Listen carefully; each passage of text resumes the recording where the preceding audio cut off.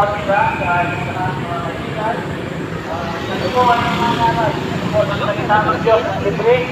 At kahit ano po ang inyo pong relihiyon ay hindi po problema sapagkat ang Bible po ay hindi pumipilit ng relihiyon sapagkat ito po ay katotohanan at para sa lahat po ang salita ng Diyos. Mga kaibigan, ano po ba ang sentro po ng aming pangangaral ay si Jesucristo. Ito po ang aming pinangangaral, ang Panginoong Kristo.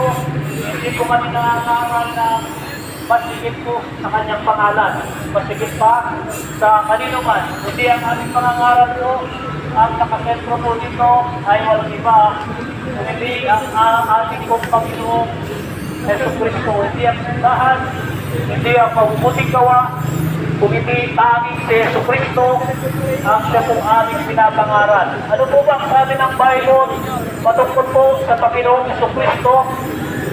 Ang salita po ng Diyos ay nagsasabi mula sa lumang tipan sa mga propesiya, sa mga propeta ay sinasabi na po ang Panginoong Jesucristo. Ang sabi po ng Isaiah chapter 53 verse 2, for he shall grow up before him as a tender plant, and as a root out of the dry ground. He hath performed your countenance, and when we shall see him, there is no beauty, and we shall desire him. Ang sabi ng Bible, kaibigan, ang propeta Isaiah ay binabanggit na po niya ang Panginoong Jesucristo ay inalimbawa po sa isang halaman na tutubo sa gitna ng pagkadamuhan. At sa kanya pong pagbaribak, sabi ng propeta, ay wala pong magnanais sa kanya na siya po ay napitan at siya po ay itatakwil ng mga tao at sa kanya pong kaanyuan ay walang magnanais na siya po ay gugustuhin. At ito po ay matutupad nung natupad po ang hula ng propeta Isaiah. Ang sabi ng Bible sa New Testament sa John 1:29, behold, the Lamb of God, which taketh away the sins of the world, has done. Ang kordero ng Diyos, ang siyang nag-aalis ng kasalanan ng sanlibutan. Ito ang sentro ng pangangaral ng Biblia. Si Jesucristo na siyang kordero ng Diyos na mag-aalis ng kasalanan ng sanlibutan. At nung siya po ay kanya po itinila ang kanyang sarili doon sa krus ng Kalbaryo.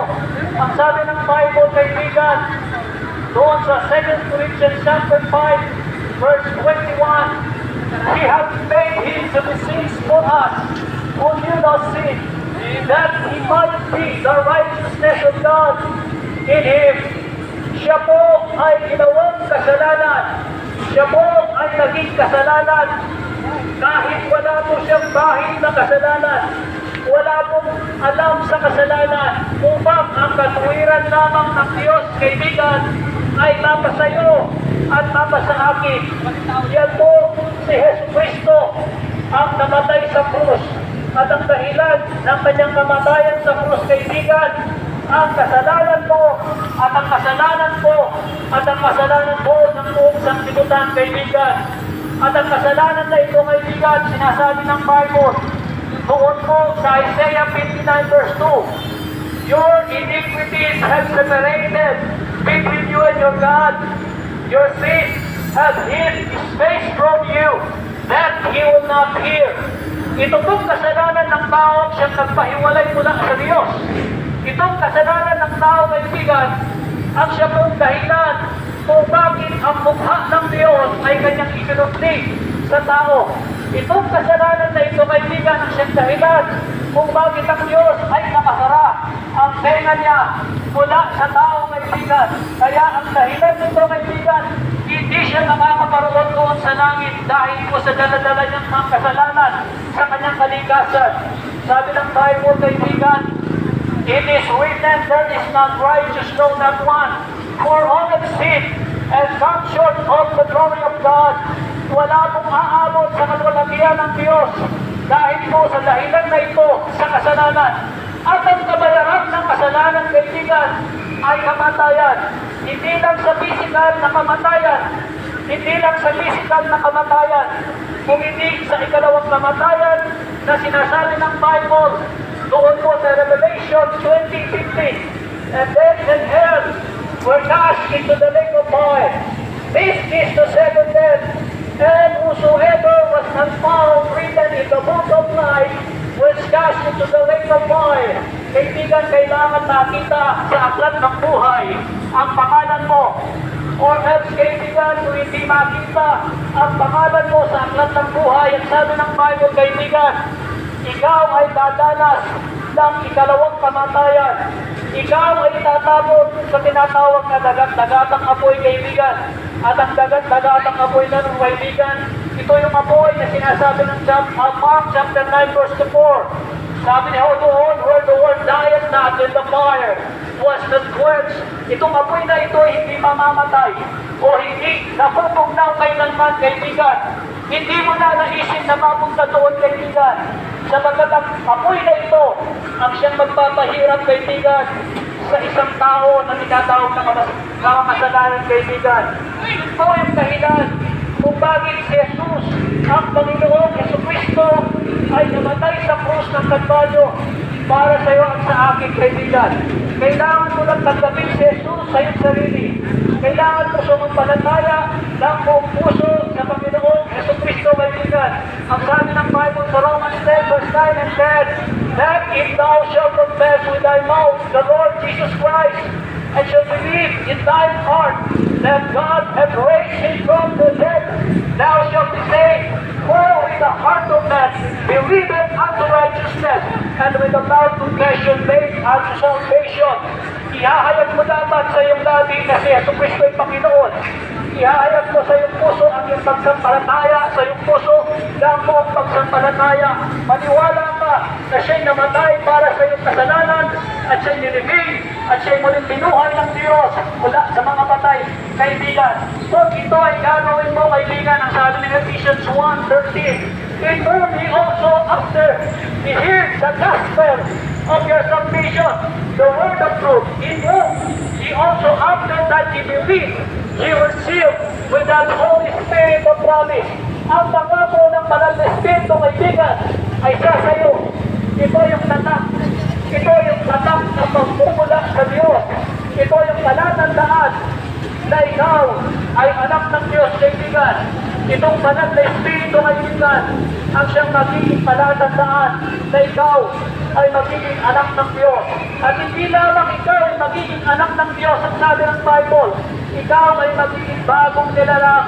Ang sabi ng Bible, sa 2 Corinthians chapter 5 verse 17, kaibigan, na sabi niya doon, if any man be in Christ is a new creature, all things are passed away, behold, all things are become new. Ikaw ay mababago. Ikaw ay mababago. Ikaw ay magkakaroon ng bagong, ikaw ay tinatawag na bagong nilalang, kaibigan. Meaning, kaibigan, ibig sabihin, ikaw ay magkakaroon ng relasyon sa Diyos. Ikaw ay hindi na mahihiwalay sa Diyos. Ikaw ay diring-kita ng Diyos, sapagkat ikaw ay isang anak na ng Diyos. Ang sabi ng Bible, kaibigan, sa John 1:12, but as many as received Him, to them gave He power to become the sons of God, even to them that believe on His name. Kailangan mo lang sumampalataya sa Panginoong Jesucristo, ikaw ay bibigyan niya ng karapatang maging anak ng Diyos, kaibigan. Hindi ka kailangan utusan para ikaw ay gumawa ng mabuti kung si Kristo ay nasa puso mo, kaibigan. Sapagkat ang relihiyon, maraming batas, ang relihiyon, maraming kautusan. Subalit, tatandaan po natin, kung hindi ka sumasampalataya sa Panginoon, kahit meron sa relihiyon, kaibigan, hindi ka mababago, kaibigan. Hindi ka magiging bagong nilalang. Hindi ka kailanman magiging anak ng Diyos, kaibigan. Sapagkat ang pagsampalataya kay Kristo ay magpupunga ng mabubuting gawa. Ito lamang ang una, kaibigan. Itong pagsampalataya kay Jesucristo bilang sarili mong tagapagligtas at Panginoon, at saka darating ang tinatawag na pagbabago, kaibigan. Kailanman hindi makakapagligtas ang gawa. Kailanman hindi mo makakapagligtas ang relihiyon. Kung hindi tanging ang Panginoon lamang Yesu Kristo ang siyang una. Kailanman, doon sa mathematical count, kaibigan, hindi pwedeng mauunang number 3. Kailanman, hindi pwedeng mauunang number 2 mula sa number 1. Kailangan, kaibigan, mauuna ang number 1. Pagkatapos mo susunod ang number 2 at number 3. Kailangan mauna ang pagsampalataya ni Yesu Kristo sa Panginoong Yesu Kristo. At yan po ay magbubunga ng ating mga mabubuting gawa. Ito po ay palatandaan. Ito ay tatak ng banal na Espiritu ang pagsampalataya mo sa Panginoong Yesu Kristo. Kaibigan, habang may buhay ka ba, habang meron ka bang hininga, habang meron ka bang mga panahon, kailangan mo kong sikapin na tanggapin sa palatayanan ang Panginoong nating Yesu Kristo. Kaya ang sabi ng Bible, kaibigan, remember thy Creator in the days of thy youth. Sa iyong kabataan, sa iyong mga murang edad, sa iyong kalakasan, kailangan mong alalahanin ang iyong lumikha. Yan po yung sinasabi ng Bible, kaibigan, upang sa pagdating ng panahon, sa pagdating ng araw, na ikaw ay makikipagkita kay kamatayan. Ang sabi ng Bible, it is appointed unto men once to die, but after this the judgment. Itatangka sa iyo ang kamatayan. Hindi natin alam ang oras, hindi natin alam ang panahon kung kailan darating ito. Pero sigurado, kaibigan, ito ay darating at darating sa iyo. At ang sabi ng Bible, what after this, the judgment.